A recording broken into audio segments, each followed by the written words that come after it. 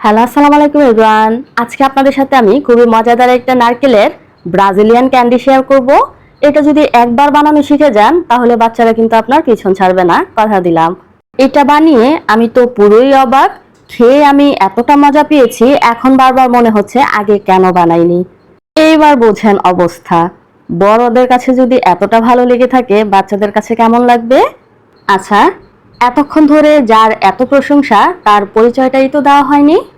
এটা হচ্ছে ব্রাজিলিয়ান একটা জনপ্রিয় ক্যান্ডি বালাবায়ানা। এটা খেতে কতটা মজা আপনারা এই ভিডিওতে দেখলেই বুঝতে পারবেন। আশা করি ডিটেলসে পুরো ভিডিওটা আপনারা দেখবেন, স্কিপ করবেন না।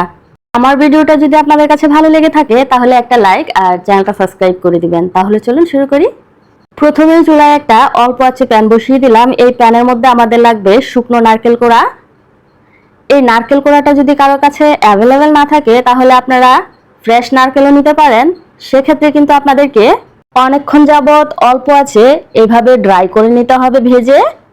যাই হোক, আমার কিন্তু অল্প আছে ভাজা হয়ে গেছে, এটার মধ্যে কিন্তু কালার আনা যাবে না। একটা দিয়ে দিলাম বাটারের কিউব আর এখন দিয়ে দিলাম কনডেন্স মিল্ক। এখানে কনডেন্স মিল্কের পরিমাণটা আপনার নারকেলের উপর ডিপেন্ড করে। কনডেন্স মিল্ক এমনভাবে দিতে হবে যেন এটা পাক দেওয়া যায়। আমরা কিন্তু এগুলোকে নাড়ু বানাবো প্রথমে, এজন্য এমনভাবে কনডেন্স মিল্ক দিতে হবে যেন পাক দেওয়া যায়।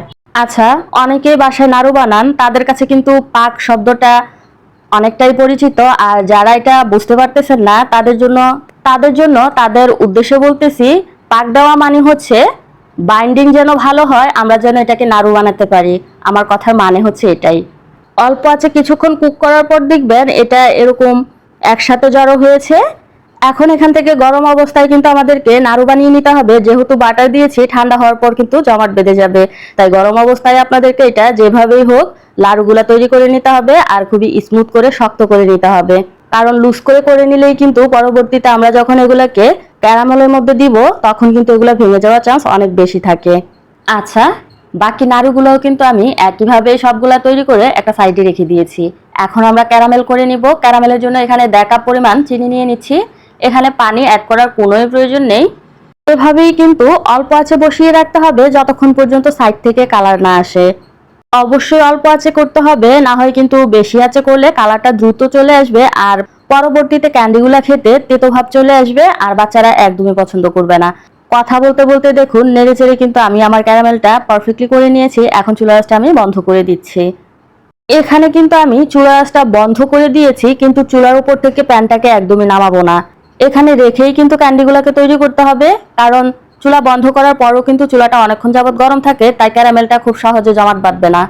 এখন সময় নষ্ট না করে খুবই দ্রুত নারকেলের নাড়ুগুলা এক এক করে আমাদেরকে এই ক্যারামেলের মধ্যে দিতে হবে আর কাঁটা চামচের সাহায্যে দ্রুত উঠিয়ে নিতে হবে। এটা দেরি করলে কিন্তু নারকেলের নাড়ুগুলা ভেঙে যাওয়ার চান্স অনেক বেশি থাকে। এই যে দেখুন কতটা সাবধানতার সাথে করতেছি, এরপরেও কিন্তু ক্যারামেলের উপরে নারকেলের গুঁড়ো দেখা যাচ্ছে, অর্থাৎ এটা কিন্তু ভেঙে যাওয়ার চান্স অনেক বেশি থাকে। এভাবেই কিন্তু বাকি সবগুলোও করে নিলাম।